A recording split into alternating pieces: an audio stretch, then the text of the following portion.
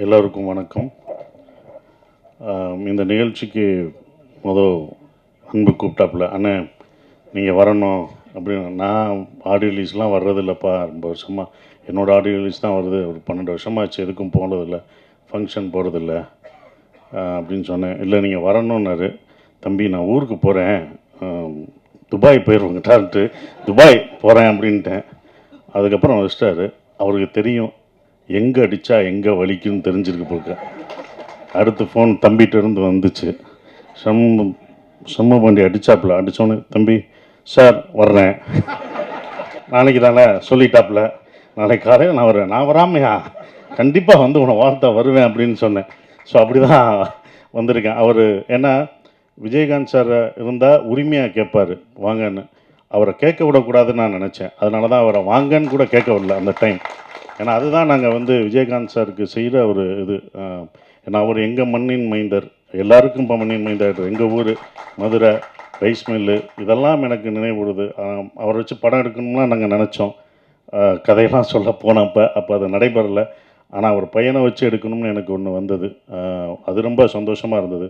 குற்றப்பரம்பரை அதை வந்து ஹாட் ஸ்டாருக்கு நான் எடுக்கணும்னு போகும்போது அந்த கேரக்டர், ஒரு கேரக்டர் இருந்துச்சு, வையத்துறைன்ற ஒரு கேரக்டருக்கு வந்து கருப்பான ஒருத்தர் வேணுமே. இங்கே என்னடா கருப்பான ஊரில் என்னடா, நம்ம தான் கருப்படிச்சுட்டு எல்லா படத்துலேயும் நடிச்சிட்ருக்கோம், ஒரு ஆள் வேணுமே அப்படின்னு யோசிச்சுட்டே இருக்கும்போது தான் நான் வந்து அதுக்கு முன்னாடி மதுரை வீரன் பார்த்துருந்தேன்.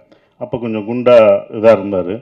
நான் ஒரு இன்ஸ்டாவில் பார்க்கும்போது ஒல்லியா ஹைட்டாக யார் இது அப்படின்னு சொல்லி திருப்பி பார்த்தேன். அவர் டாகை வச்சுட்டு அப்படி நிற்பார். அந்த அது கண்ணாடி போட்டு நிற்கும்போது அவ்வளோ அவருடைய என்ன உழைப்புனா, உடலை அவ்வளோ அழகாக நல்லா உழைச்சி ஹைட்டாகவும் அதை வந்து அதுக்காக பண்ணார்ல.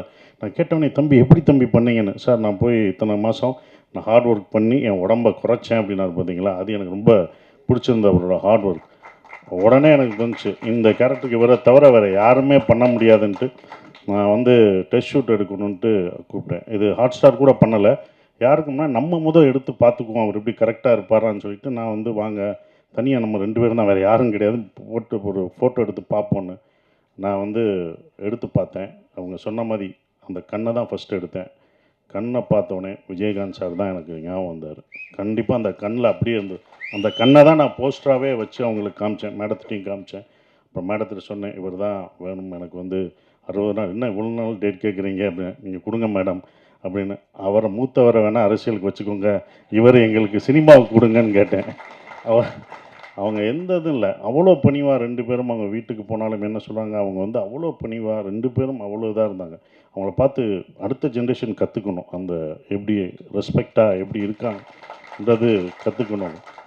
அப்புறம் மேடம் வந்து ஓகேன்னு சொன்ன பிறகு நாங்கள் வந்து அந்த படத்துக்கு இது பண்ணோம், ஒரு டெஸ்ட் ஷூட் எடுத்தோம். அவர் வச்சு இவங்களாம் நான் தான் 4 நாள் ஃபஸ்ட்டு நான் தான் படுத்தேன்.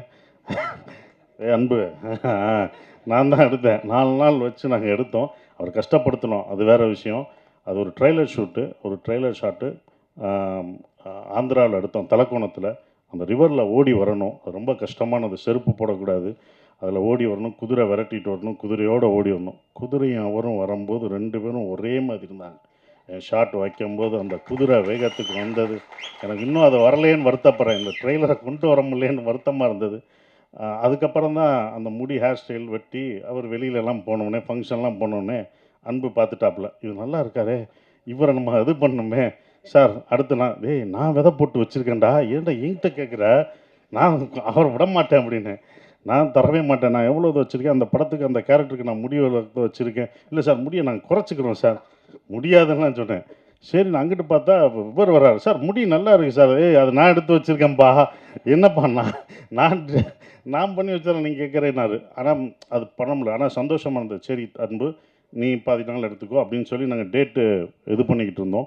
ஒரு விஷயந்தான் சொல்லணும், அவர் படம் ரிலீஸ் ஆகலை, ஆனால் இத்தனை பேர் இருக்கோம் பார்த்தீங்களா, இதுதான் உங்களோட வெற்றி. படம் வர்றதுக்கு முன்னாடி ஒரு வெற்றி வந்து எந்த நடிகருக்கு பண்ணுறாங்க, ஒரு படம் வந்து அடுத்த படம் தான் வரும், இந்த இத்தனை பேர் உங்களை அடுத்து வச்சு படம் பண்ணுறாங்களே, இதுதான் உங்களோட வெற்றியாக பார்க்குறேன். ரொம்ப டெடிக்கேட்டிவானது, ஆனால் நாங்களாம் பார்த்துருக்கோம், சும்மா யாரும் சொல்லலை. உண்மையிலே அந்த டெடிக்கேஷன் அவருக்கு அவ்வளோ இருந்தது. ஏன்னா விஜயகாந்த் சாரை பார்த்தா எங்களுக்கெல்லாம் இன்ஸ்பிரேஷன். நாங்களாம் அவரோட ஒர்க் பண்ணல, அவரை அவளோட பயணிக்கிற எங்களுக்கெல்லாம் இல்லை. ஆனால் அவர் கேள்விப்பட்டிருக்கோம். நாங்கள் வந்து டைரக்ஷனாக வரும்போது, நான் கம்பெனி ப்ரொடக்ஷன் ஆரம்பிக்கும்போது எல்லாம் ஒன்று சொல்லும்போது விஜயகாந்த் சார் ஆஃபீஸ்க்கு போனால் எப்போ வேணாலும் சாப்பாடு கிடைக்கும், எப்போ வேணாலும் எல்லாருக்கும் ஒரே மாதிரி சாப்பாடு தான் கிடைக்கும் அப்படின்னாங்க.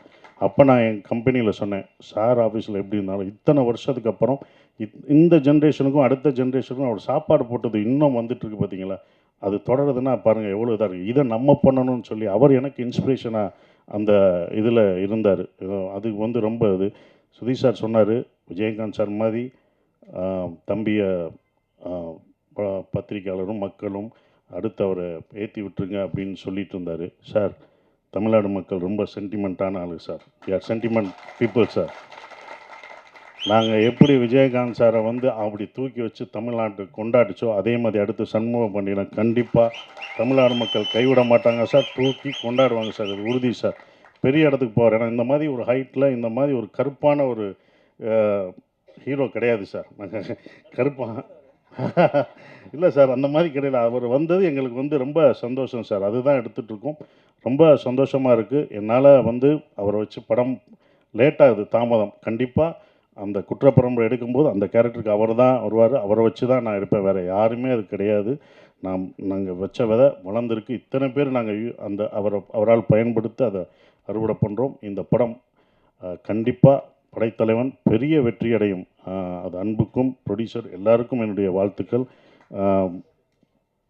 கேமராமேன் சதீஷ் சார், அவரோட ஒரு படம் நான் பண்ணிகிட்ருக்கேன். ரொம்ப அற்புதமான ஒரு கேமராமேன், டெடிக்கேட்டிவாக ஒர்க் பண்ணுவார். அவர் ஒர்க்கையும் பார்த்துருக்கேன், ரொம்ப அற்புதமாக பண்ணுவார். இந்த படத்தில் பணியாற்றிய எல்லாருக்கும் என்னுடைய வாழ்த்துக்களை தெரிவிச்சுக்கிறேன். அவரை வாழ்த்த வந்த எல்லாருக்கும் என்னுடைய வாழ்த்துக்கள். நன்றி.